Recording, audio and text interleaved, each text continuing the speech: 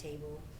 I know sometimes it's just irresistible. As soon as you get your hands on the tuning fork, you want to smack it on something, but it warps them and it makes them not vibrate at the right frequency. So please don't do that. We've got these little homemade hammers. So you can hit it on a rubber stopper, or if you've got on rubber-soled shoes, you can hit it on your shoe. That's soft. You can hit it on the heel of your hand. Or sometimes I can even get a pretty good tone from my knee, okay? All right? Just no hard surfaces. Okay, so now remember I showed you that the tuning fork vibrates like this? So the maximum sound or vibration leaving the tuning fork is leaving on the sides. Okay, so my hands are the tines of the tuning fork. My arms are vibrating back and forth like this. So if you want the sound to be the loudest, where would you position the microphone? Yeah, on one side of me or the other, right? You wouldn't put it up there over my head. I see students do this all the time. They'll get the tuning fork going and then they'll put it like this. What? I mean, you will get some, but that's just not going to be your most efficient one. Most efficient is going to be like that. Of course, you don't. Can you hear it kind of vibrating in there? Now, when I get the height right, this is the tricky part.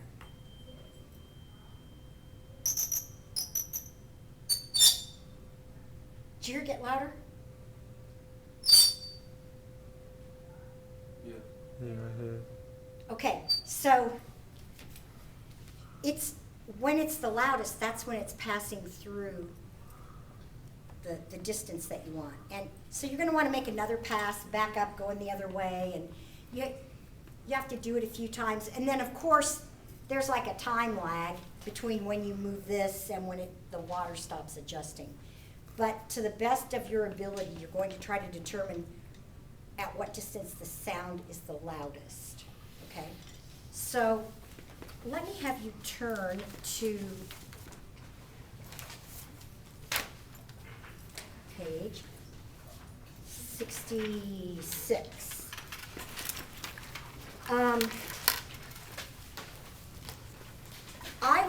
This is a 512 hertz tuning fork.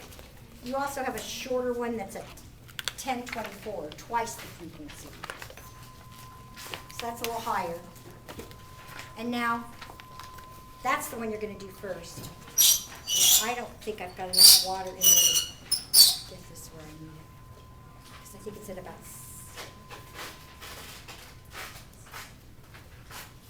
Okay, I'll adjust that in a minute. So here's the deal. Without explaining to you what's going on here, where the formula comes from, there's sort of a rough explanation on page 65.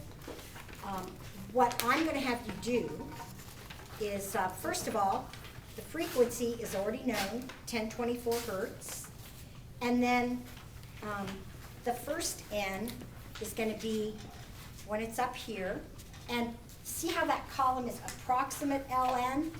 For that, you're going to use the formula that's given on page 65.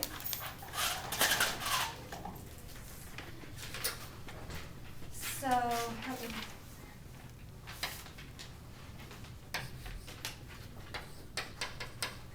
we'll do the first couple of calculations together and then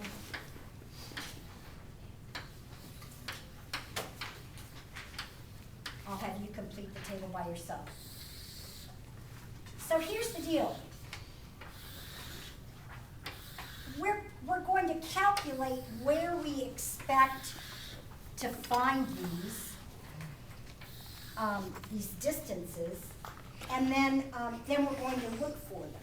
And it's just easier if we have some idea where they're going to be. that's what's going to go in this approximate ln. And you're going to calculate it in meters, okay? But remember, you're going to read from this tube in centimeters. So to get the approximate ln, you're going to use this formula right here. Let's see what, I'll see it up here. 2n minus 1 times C, and I'll talk about C momentarily, over 4F. That's the expression you're going to use. So in that formula, C is the speed of sound. And the speed of sound is like 331 meters per second, I think, at 0 degrees Celsius. And then it increases for every degree Celsius. It increases about 0.5 meter per second. So we're going to use 340 meters per second, which is just an approximation. So for that column,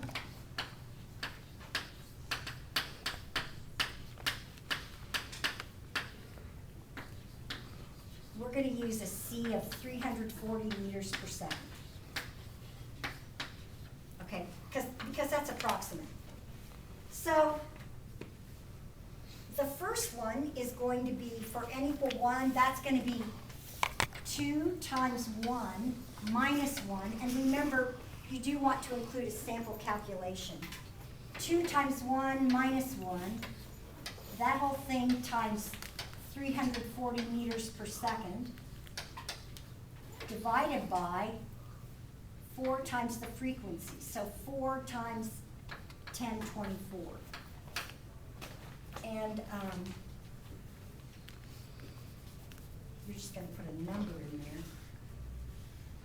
Anybody have that? So it's going to be 1 times 340. So it's going to be 340 divided by 4,096. It's 0.083. What is it? The answer is 0.083. 0.083? Yeah. Okay, that's 8.3 centimeters. So that's where I should find the first resonance. We'll just call those resonances. And that's in meters here. Oh, it says that. Okay, so what's the next one? Has anybody got some more of these? That's going to be 2 times 2 minus 1 times 340. Oh, and this is hertz. Over, what is it? So is that 496, 4096? Yes. Okay, so what's that? 0.249.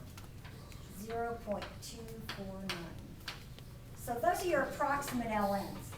And what you're going to do before you ever do any measurements, and if you were smart, you'd be doing it right now, you're going to calculate these, and then that tells you where you're going to want the water level. So then over here you've got, this is measured LN. Did I label it measured LN or just? Yeah. Okay, so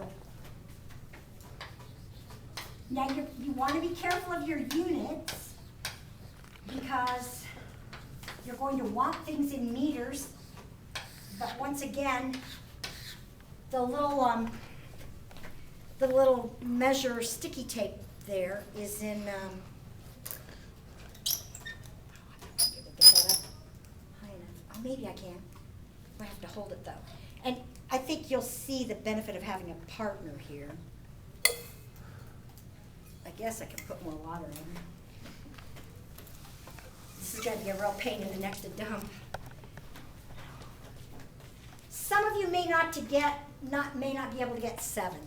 There may even be one group who cannot get 6. Some of the tubes are a little too short because they've broken over the years. All right, so let's see.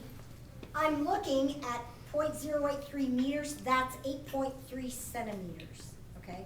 So I'm thinking that in my head, 8